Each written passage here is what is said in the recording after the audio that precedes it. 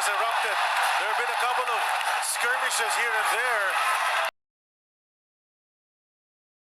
By the coach. Still just a one-possession game. And nag-wrestling na si Kubuntin at si Johnson.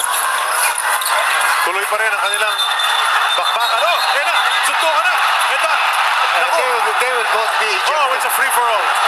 It's a free-for-all because a punch was thrown. Oh, and Coach Yang Yao's going after Kubuntin. Coach Yang is upset. And he calmed himself down as he went to Kubuntin. Buti naman. And this has erupted. There have been a couple of skirmishes here and there.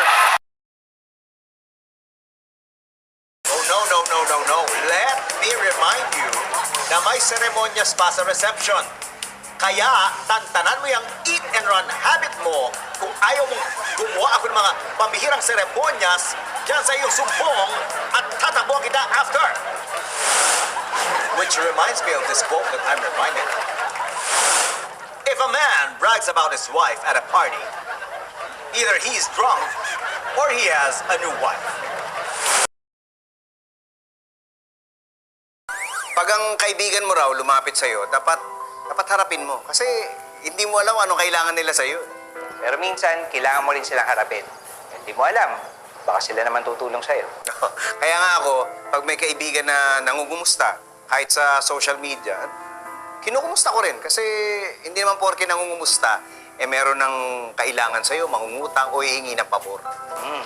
Hindi mo alam. Sa pangangumusta mo, sila pa makakatulong sa'yo.